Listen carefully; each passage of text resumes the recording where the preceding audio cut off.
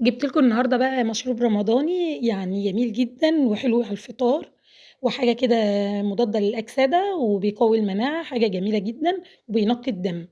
طبعًا هو الكركديه لوحده بيعمل الوظيفة دي، مع إن التمر برضه له وظايف جميلة وحاجات جميلة للجسم غير فوايده العالية.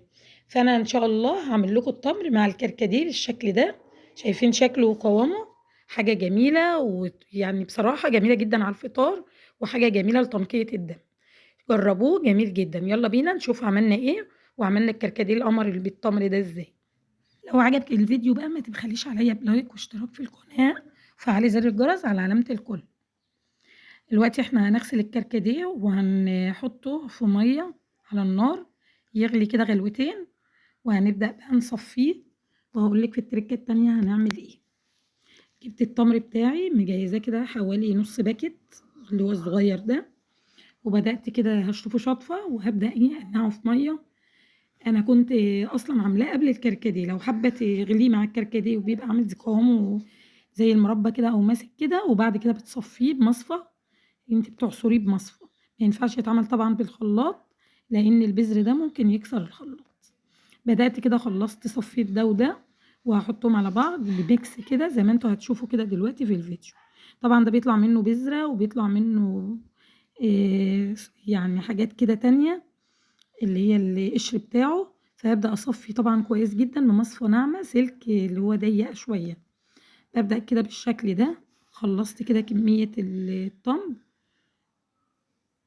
لحد ما صفّيته برضه لو حاسة إن هو لسه فيه شوية باحط شوية مَيّة، وبارجع أعصُر تاني لحد ما ينزّل كل الخلاصة بتاعته.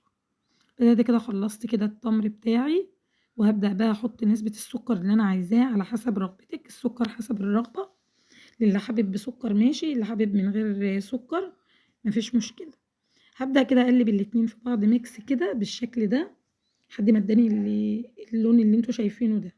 حاجة جميلة mix ما بين التمر وما بين الكركديه، صحّي جدًا ومفيد للصيام، وحاجة كده جميلة وفوايدها عالية جدًا، مفيدة للقلب وأمراض القلب، ومفيدة للجهاز المناعي وتنقية الدم. شايفين حبايبي شكله بالسكر، وألف هنا وشفا على قلوبكم.